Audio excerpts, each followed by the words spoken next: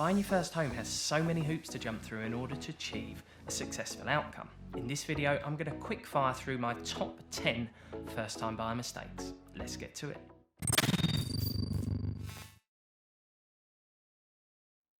What's up, Alex Kerr from Mortgage Chain, and on this channel we provide the best tools and tips to first time buyers. If we're meeting for the first time, please consider subscribing. Let's jump into the video. So the first mistake is not checking your credit file or only checking one of the 3 providers that the mortgage lenders look at. Mortgage lenders will look at Equifax, Experian and TransUnion. If you're using the free providers like ClearScore or Credit Karma or Noodle, make sure you're aware of what credit file they're pulling the data from and make sure you are covering off Equifax, Experian and TransUnion. If you want an easy way to do it, just use Check My File, as they provide all 3 reports on one file. The link's in the description. Mistake number 2 is borrowing the maximum loan amount you can get. This doesn't always affect everyone, but if you're looking to borrow the maximum and maybe you've got a large amount of debt as well, this is where the lender may restrict you during your application. Add to that a little bit of adverse credit or a missed direct debit or a missed payment, there's every chance that your loan amount may be reduced. Third mistake is applying for mortgage with a poor employment or self-employment history. If you've jumped from one job to the next, there's no consistency.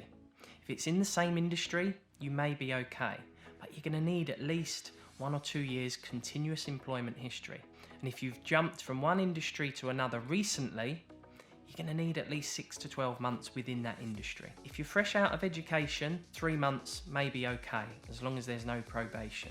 But with any employment gaps or industry changes, make sure you've got a consistent track record behind you. If you're a business owner or you're self-employed, you're going to need at least 1 year's accounts or self-assessment returns. Mistake number 4 is instructing solicitors without doing any research, just maybe going for the cheapest option you can find online. Make sure that you check Google reviews, Trustpilot, and going for the cheapest is not always the best. I advise going for a good quality solicitor. It may cost you a little bit more, but it's well worth it. Number 5, having high expectations during your mortgage application. If you're using a bank or you're using a broker, make sure you understand the process and that your own expectations do not weigh out the natural process of the application. Make sure you're aware of the proper timescales of the process. The 6th mistake I see is just going straight to your bank. You're aware that there may be a 2 or 3 hour appointment and all you're going to be able to see is the lender's products. You may be losing out on thousands of pounds by not doing research elsewhere. Make sure you research the best deals on the market. The 7th common mistake is taking out credit just before or during a mortgage application. You must avoid using any current credit or taking out any more, because this will affect your affordability. Lenders may re-credit score you at any time during the application. Mistake number 8, the lender's going to want 3 months bank statements. Have you got continuous missed direct debits on there? If you have, then why? If affordability is not an option, maybe it's more organisation. Make sure you've got text alerts from the bank when money comes out so you can switch it over. Make sure you're keeping an eye on your bank on a daily basis. First thing in the morning, what I advise. Mistake number 9 is buying a property after one viewing. As a first time buyer, it's so easy to fall in love with the property the first time you see it. Love at first sight. I fully recommend going to look at the property for a second time and maybe even taking someone who knows a bit more about property. It's always going to look different on the second time. And finally, mistake number 10, the biggest and most common mistake I see. Viewing a property, making an offer on it, and you haven't even looked at your own financial situation, you haven't been to a bank, you haven't been to a broker to get your affordability checked. You get an offer agreed, you tie up a property, and then it doesn't fit.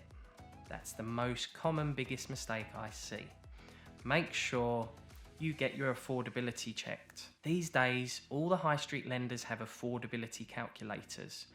Make sure you make use of them, you type in all your details, your income, your credit commitments, your outgoings. They'll give you a good idea of how much you can borrow. Today's question, have you made any of the mistakes I've mentioned today? Let me know in the comments. So please note, we do need to let you know that your home may be repossessed if you do not keep up repayments on your mortgage. So thanks for checking out today's video. Hope it's provided you with some value.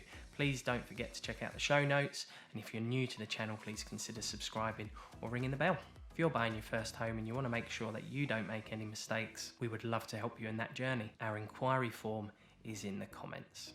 Till next time, Mortgage Chain are bringing the best tools and tips to first time buyers. Have a beautiful day. We'll see you in the next video.